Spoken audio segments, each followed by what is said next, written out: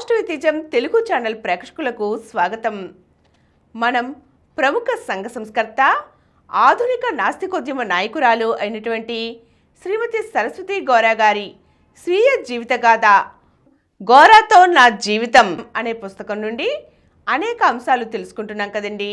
క్రితం ఎపిసోడ్లో మనం కొలంబోలో గ్రహణం చూడడం గురించి తెలుసుకున్నాం కదా. ఈరోజు ఒక విచిత్ర అనుభవం గురించి తెలుసుకుందాం. నిజానికి నాకెప్పుడు పిరికితనం లేదు, కానీ కొలంబోలో జరిగిన ఒక సంఘటన నాకు చాలా భయం వేసేలా చేసింది. చాలా కాలం వరకు ఆ భయం నన్ను వదిలిపెట్టలేదు. ఇంటి మనుషులు తప్ప పరాయి వారు ఎవరైనా సరే ఇంట్లో ఉన్నట్లయితే నాకు నిద్ర పట్టేది కాదు. దీనికి కారణం ఆ రాత్రి కొలంబోలో జరిగిన సంఘటనే. కొలంబో వెళ్ళే నాటికి నాకు 16 సంవత్సరాలు. ఆ రోజుల్లో దేశం కాని దేశంలో నాలాంటి వాళ్లకు పెద్ద ధైర్య సాహసాలు ఎక్కడి నుంచి వస్తాయి? అసలు జరిగిన విషయం ఏమిటంటే, మేము ఆనంద కాలేజీకి దగ్గరలో ఉన్న కొత్త ఇంట్లో ఉన్నప్పుడు ఒకరోజు ఉదయాన 9-10 గంటల వేళ గోరా గారు కాలేజీకి వెళ్ళారు. నేను ఒక్కదానే ఉన్నాను. 30-35 ఏళ్ల వయసు గల ఒక అతను వచ్చాడు. వచ్చి రావటంతో, నేను మీ దొడ్లో పంపు బాగు చేయడానికి వచ్చానండి అని అరవంలో మాట్లాడాడు. శుభ్రమైన బట్టలు, అతని మాట విని నేను ఆశ్చర్యపడ్డాను. ఎందుచేతనంటే, అంతకుముందు 2 రోజుల క్రితమే మున్సిపాలిటీ వారు రావటము, పంపులు బాగు చేయటము జరిగింది. పంపులు బాగు చేయటం అంటే, మేము ప్రవేశించింది కొత్త ఇల్లు కనుక అది వరకు ఏర్పాటు చేసిన పంపుల్ని సరిచూసి నీళ్లు వచ్చేలాగా చూడటం. మళ్ళీ ఇతనెందుకు వచ్చాడు అని అనిపించింది నాకు. నేను అరవంలో బాగు చేసి వెళ్ళారు అని చెప్పాను.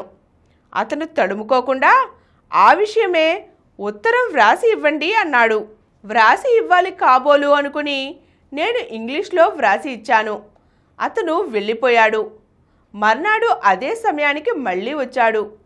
మళ్ళా ఎందుకు వచ్చావు అన్నాను.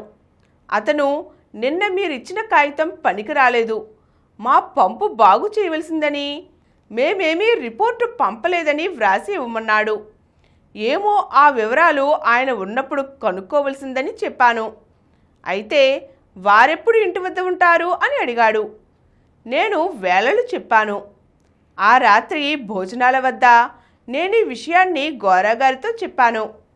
నేను అనుమానిస్తూనే ఉన్నాను. ఆయన చాలా నిర్లక్ష్యం చేశారు. ఆనాడు గడిచింది. మా ఇల్లు పెద్దది అవటం చేత కొంత భాగాన్ని మరి ఒకరికి అద్దెకి ఇచ్చాం. వారు కన్నడులు. అతడికి ఏదో చిన్న ఉద్యోగం. ఆవిడ నాకన్నా మరో 2 ఏళ్ళు పెద్దదేమో.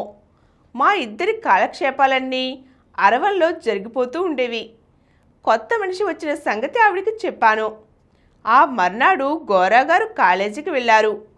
నేను నిద్రపోయాను. ఆ సమయంలోనే పెరటి తలుపు ఎవరో కొట్టారు. మా పొరుగావిడ దొడ్డి తుడిచే మనిషి అనుకొని తలుపు తీసింది. నిన్న మొన్న వచ్చిన కొత్త మనిషే. సరాసరి ఇంట్లోకి వచ్చేశాడు. పని ఉంది, ఆమెను లేపండి అన్నాడట.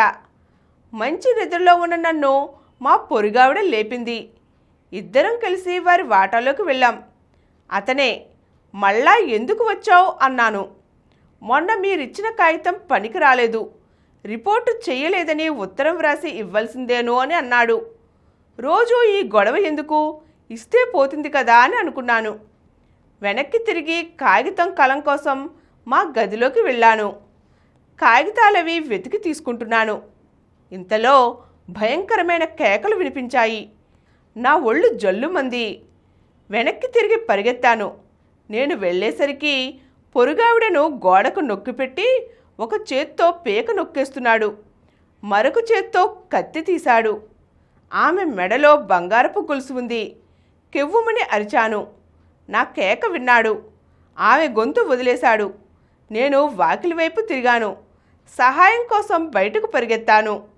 నేను వెనక్కి మరలగానే అతడామెను ఎత్తి విసిరేశాడు.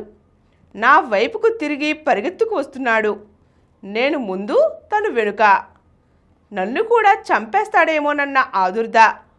వాకిలి గేటు మూసి ఉంది. తీసి వెళ్ళడానికి సమయం లేదు. దూకేశాను. ప్రాణం పోయే స్థితి కదా. నేను రోడ్డు ఎక్కడం చూసి అతను మరో దోవగుండా రోడ్డు ఎక్కాడు. భయం కొద్దీ తెలుగులోనే దొంగ దొంగ దొంగ అని అరిచాను. తెలుగు వచ్చిన వారెవరూ ఆ రోడ్డు మీద ఉండరు. కొంతమందికి తమిళం తెలిసి ఉంటుంది. అయినా ప్రాణభయం వల్ల నేను తెలుగులోనే అరవటం ప్రారంభించాను. తెలుగులో అరిస్తే ఎవరికీ తెలియదనే ఆలోచనే లేదు. చిన్న వయసు, దానికి తోడు హఠాత్తుగా భయంకర దృశ్యం చూసి ఉండటం. ఎదురుగా కొందరు వస్తున్నారు. నా కేకలు విని తొందరగా వచ్చారు.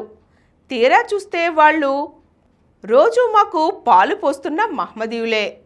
తెలుగులో అరుస్తున్నా మొత్తం మీద నా గందరగోళం అర్థం చేసుకున్నారు.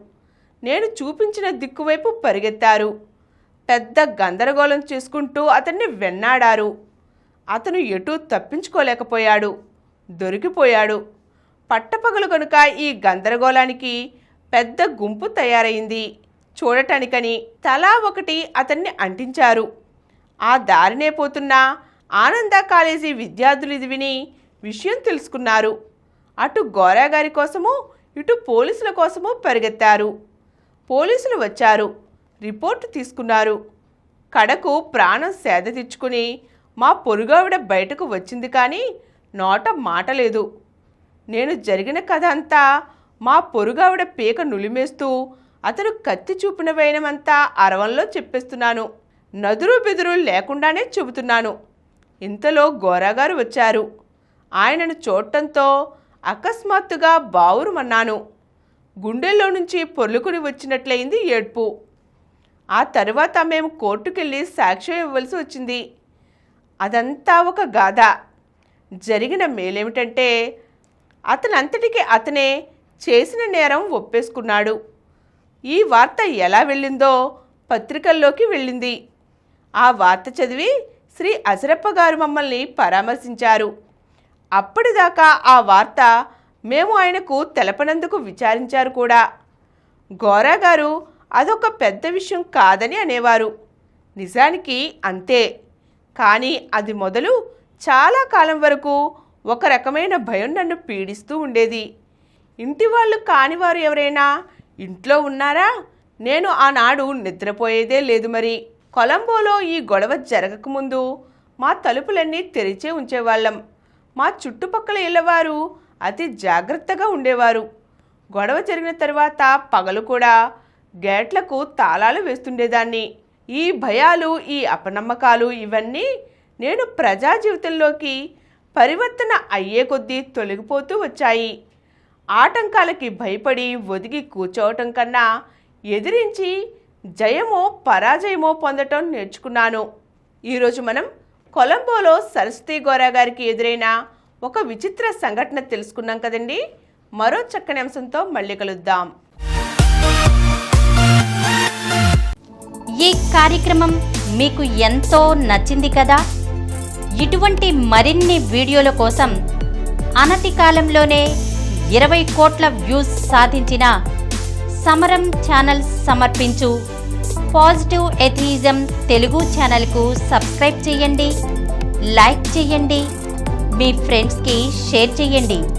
అలాగే ప్రక్కనున్న గంట సింబల్ని ప్రెస్ చేయడం మర్చిపోకండి. Please download Samaram Channels app from Google Play Store and watch your favorite channels. Click the bell icon and subscribe to the channels.